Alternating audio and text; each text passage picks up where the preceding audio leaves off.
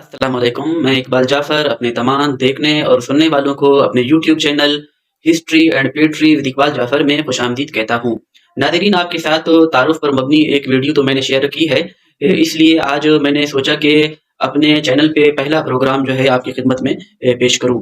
आज का पहला प्रोग्राम मैंने गज़ा की तारीख़ के हवाले से तरतीब दिया है, क्योंकि गज़ा इन दिनों आलमी ख़बरों में है और आप भी खूबी जानते हैं कि गज़ा में इस वक़्त एक जंग या लड़ाई भी चल रही है। गज़ा बहरे रूम के मशरिकी किनारे पर वाक़ है।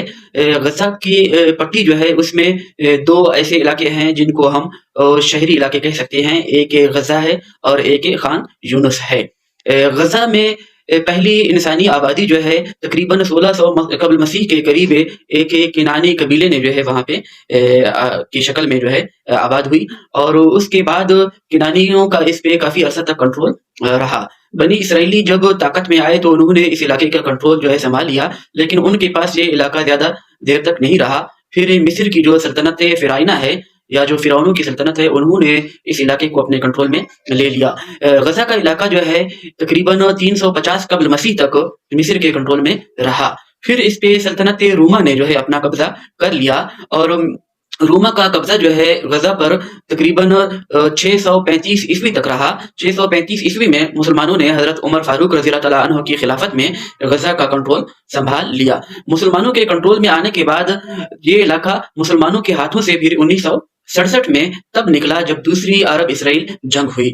इस जंग से में मुसलमानों ने जो है इसका कंट्रोल खो दिया और इसराइल ने इस पे कब्ज़ा कर लिया। ये इसराइल के कब्ज़े पर तकरीबन कब्ज़े में 1993 तक रहा। फिर इसराइल ने इसे एक मुआहदे के ज़रिए फ़लस्तीनी अथॉरिटी के हवाले कर दिया। लेकिन फ़लस्तीनी अथॉरिटी के हवाले होने के बाद ये इलाका फ़लस्तीन की मरकज़ी अथॉरिटी जो है उसके कंट्रोल से निकल गया, क्योंकि इस पर ईरान नवाज़ हमास और तुर्की नवाज़ इस्लामिक जिहाद ने जो है अपना कंट्रोल कर लिया।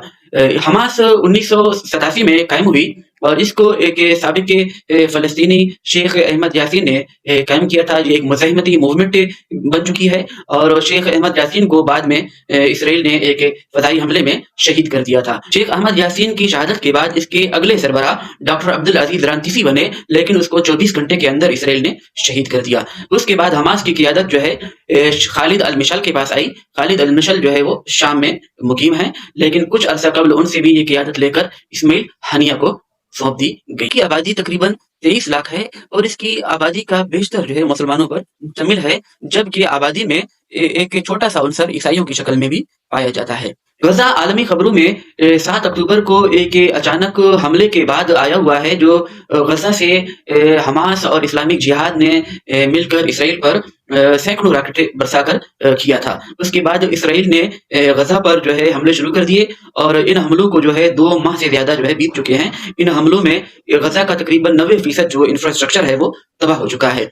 गज़ा का इस वक्त कंट्रोल जो है वो तकरीबन हमास और इस्लामिक जिहाद के हाथों से निकलता जा रहा है, और इस पर इसराइल की गिरफ्त मजबूत होती जा रही है।